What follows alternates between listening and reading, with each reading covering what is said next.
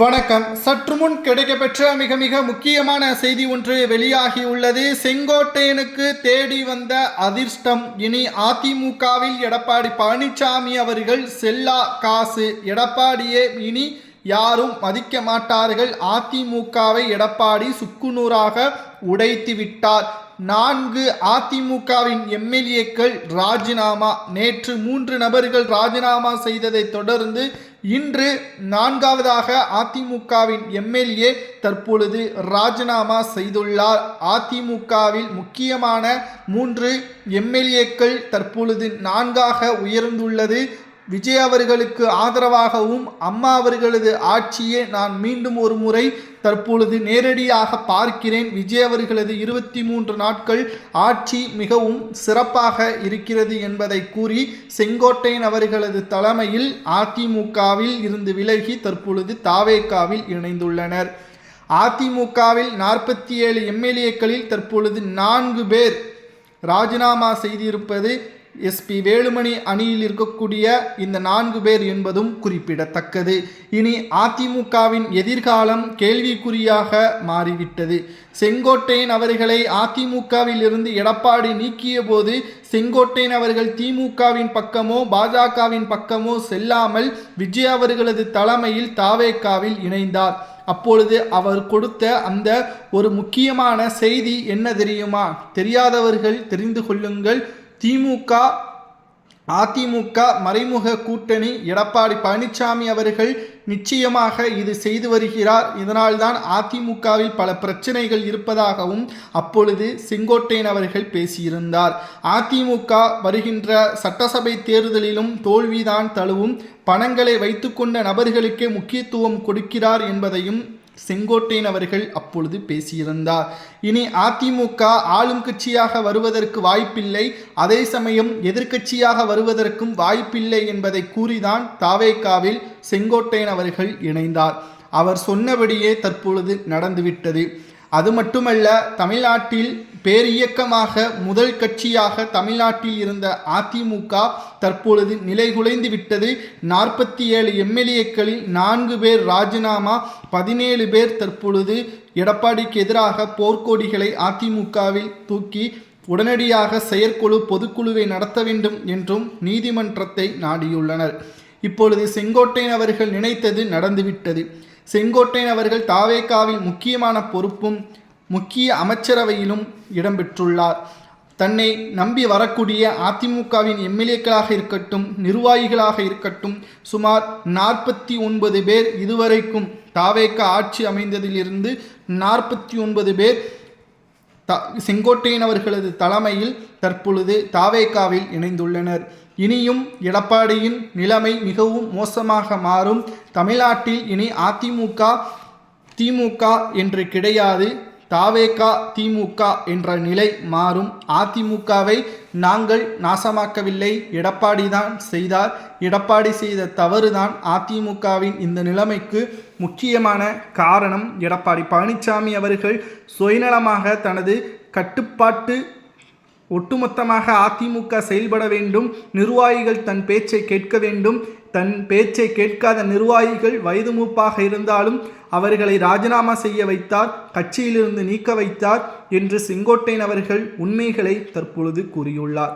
இனி தமிழக மக்கள் அதிமுகவை எதிர்பார்த்து களத்தில் இருக்க மாட்டார்கள். தமிழ்நாட்டில் அதிமுக திமுகவின் கூட்டணியிலோ அல்லது பாஜகவின் தலைமையில் கூட்டணியிலோ இனி செல்ல அதிக வாய்ப்புகள் இருக்கிறது என்பதையும் செங்கோட்டையன் அவர்கள் கூறியுள்ளார். அதிமுகவில் முக்கியமான நிர்வாகிகளாக இருந்த பொன்னையன், அதிமுகவின் முக்கியமான அடுத்த கட்ட பொறுப்பில் இருந்த செம்மலை, கிட்டத்தட்ட தனபால், செங்கோட்டையன், பண்ருட்டி ராமச்சந்திரன், ஓபிஎஸ், வைத்திலிங்கம், மனோஜ் பாண்டியன், இன்னும் ஏராளமான நிர்வாகிகளை எடப்பாடி தானாக முன்வந்து நீக்கினார். மற்றவர்கள் அதிமுகவில் நடக்கக்கூடிய பிரச்சனைகளை தெரிந்து அவர்களாகவே ராஜினாமாவும் செய்தார்கள். இனி எம்ஜிஆர் அவர்களது ஆட்சியும் ஜெயலலிதா அவர்களது ஆட்சியும் நேரடியாக தமிழ்நாட்டில் அமையப்போவது உறுதிதான். விஜய் அவர்கள் அதை செய்து காட்டுவார் என்ற நம்பிக்கையுடன் தாவேகாவில் இணைகிறார்கள். இதில் என்ன தவறு இருக்கிறது என்பதை செங்கோட்டையன் அவர்கள் செய்தியாளர்களது சந்திப்பின் பொழுது கூறியுள்ளார். இன்று அதிமுகவில் வேண்டாம் என்று எடப்பாடியால் புறக்கணிக்கப்பட்டவர்கள் இன்று எம்எல்ஏக்களாகவும் அமைச்சர்களாகவும் சட்டமன்ற சபாநாயகராகவும் இடம்பெற்றிருக்கிறார்கள் என்று கூறுகிறார்கள். இதற்கு என்ன காரணம் தெரியுமா? எடப்பாடி தகுதியுள்ள நபர்களை வைத்து பிரச்சாரங்களை மேற்கொள்ளாமல் அவரது சுயநலத்திற்காக பிரச்சாரங்களை மேற்கொண்டு மக்கள் தன் பேச்சை கேட்பார்கள் என்று அவர் நினைத்தார். அது தவறான முடிவு என்பதை நாங்கள் பலமுறை எடுத்து கூறினோம். ஆனால் கேட்கவில்லை. தற்பொழுது அதற்கான தண்டனையை அவர் பெற்றுக்கொண்டிருக்கின்றார். தற்பொழுது அதிமுகவில் பொதுக்குழு செயற்குழு கூட்டப்பட்டால் என்ன நடக்கும் தெரியுமா? எடப்பாடி பழனிசாமி அவர்களது பதவிகள் தான் முழுமையாக பறிபோகும். அவரது அடிப்படை உறுப்பினர் பதவியை தவிர பொதுச்செயலாளர் பதவி அனைத்தும் பறிபோவதற்கான வாய்ப்புகள் அதிகமாக இருப்பதாக செங்கோட்டையன் அவர்கள் கூறியுள்ளார். இனி தமிழ்நாட்டில் விஜய் அவர்களது ஆட்சிதான் செம்மையாக செழிப்புமிக்க ஆட்சியாக தமிழ்நாட்டில் மலரும். இந்த 4 எம்எல்ஏக்களை தவிர இன்னும் பல எம்எல்ஏக்கள் ராஜினாமா செய்ய தயாராக இருக்கிறார்கள். இதனால் எடப்பாடி பழனிசாமி அவர்களது தலையில் விழுந்த இடியாக ஒவ்வொரு நாளும் அதிர்ச்சிக்குள்ளாகி இருக்கிறார் எடப்பாடி என்ற தகவலும் கிடைக்கப்பெற்றுள்ளது. மக்களால் தேர்வு செய்யப்பட்ட எம்எல்ஏக்கள் ராஜினாமா செய்வது சரியா என்ற மக்களது கேள்விகளும் இங்கு பேசப்படுகிறது. இதை பற்றி செங்கோட்டையன் அவர்கள் என்ன கூறியுள்ளார் தெரியுமா?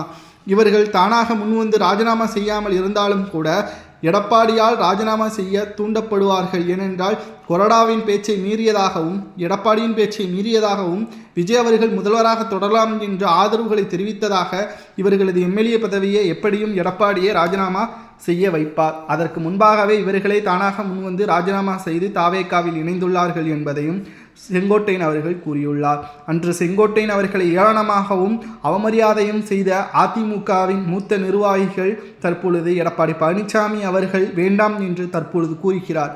ஒரு கட்சியின் தலைவன் கட்சியை கட்டுக்கோப்பாகவும் தலைமையாக இருக்கக்கூடிய ஒருவர் வெற்றியடையக்கூடிய வகையிலும் மக்கள் பிரச்சனைகளை களத்தில் இறங்கி வேலை செய்யக்கூடியவனாகவும் இருக்க வேண்டும். ஆனால் உட்கட்சி மோதல்களை பெரிதுபடுத்தி தான் பெரியவன் என்பதை நிரூபிக்க முயற்சி செய்தால் நிச்சயமாக புறக்கணிப்பது உறுதிதான் என்பதை தற்பொழுது எடப்பாடி மூலமாக நாம் பார்க்கிறோம் என்பதை செங்கோட்டையன் அவர்கள் கூறியுள்ளார். செங்கோட்டையன் அவர்களுக்கு மிகவும் அடித்த அதிர்ஷ்டமாக அவரது வயதான காலத்தில் எடுத்த சரியான முடிவு விஜய் அவர்களை தேர்வு செய்ததுதான். ஏனென்றால் ஓபிஎஸ் அவர்கள் கூட திமுகவில் இணைந்து கொண்டார். ஆனால் செங்கோட்டையன் அவர்கள் நேரடியாக விஜய் அவர்களுக்கு ஆதரவுகளை கொடுத்து விஜய் அவர்களை முதல்வராக்குவது வரை எனது பணியை நான் ஓய்வுமிக்க அதிகாரமான அனைத்து வேலைகளையும் நான் செய்வேன் என்பதை உறுதிமொழி எடுத்தார். அவர் நினைத்தபடி சாதித்து விட்டார். தற்பொழுது விஜய் அவர்கள் செங்கோட்டையன் அவர்களை அமைச்சராக ஆக்கி அவரை மகிழ்ச்சியடைய வைத்து விட்டார் என்றும் செய்திகள் கூறப்படுகிறது. இதை பற்றி உங்களது கருத்துக்களை மறக்காமல் கமெண்ட் வாயிலாக கூறுங்கள். இதுபோன்ற அரசியல் செய்திகளை தெரிந்து கொள்ள லைக் மற்றும் சப்ஸ்கிரைப் பண்ணிடுங்க.